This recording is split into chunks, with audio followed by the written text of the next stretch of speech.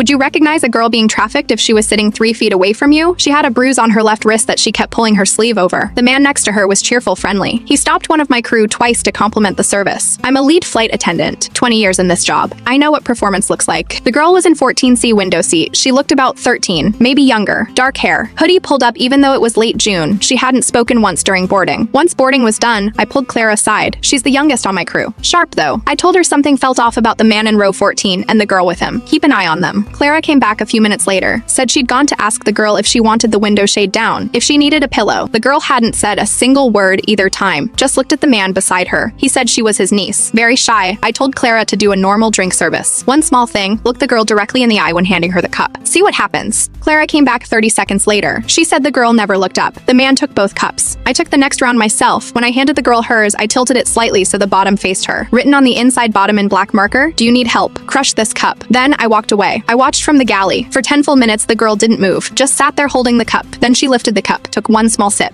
and crushed it flat with her palm. I was already moving. I came down the aisle, completely routine. I crouched next to her seat and said quietly, "Honey, our system flagged an issue with the seatbelt component on your seat. We need to check the seat. Could you come with me to the rear?" The girl was already standing. The man looked up immediately. "I'll go with her." I smiled, "Sir. It's a one-passenger procedure." When she moved past him, he reached out and caught her arm, just for a second. The kind of grip that looks like nothing from a distance. His eyes said, "Don't try anything." I walked her to the rear galley and pulled the curtain closed, sat her down on the jump seat. She was quiet for a long moment, then she broke. Her name was Sophia. She was 14. 3 months ago, the man had approached her on her way home from school, told her he was a friend of her father's, that her father had gambling debts, that she was how those debts were going to get paid. She said she didn't believe him. She tried to run 4 times. Each time they brought her back. Before this flight, she'd been kept in a room for 3 days. No phone, no documents. He was carrying everything. While she was still talking, I signaled the cockpit. By the time she finished, the captain knew everything. 2 federal officers were already being routed to our gate. About 30 minutes before landing, he pressed the call button 3 times, asked where the girl was. My crew member Marcus told him politely that she was resting in the rear and would return to her seat after landing per safety protocol. The man's jaw tightened. His hand gripped the headrest next to him. When we landed, the captain asked all passengers to remain seated for a ground crew matter. 2 officers boarded. Before they even reached his row, the man was on his feet. He started to bolt. They took him down in front of the entire cabin. Not one person made a sound. It turned out Sophia's father had never gambled, had no debts. The afternoon his daughter disappeared, he filed a report and never stopped looking. A day later, he flew in to meet her. 3 months after that, I got an envelope at the airline office. No return address. Inside was one photograph. Sophia standing outside somewhere sunny, laughing at something off camera. On the back, 2 words in careful English. "Thank you. I have it on my fridge."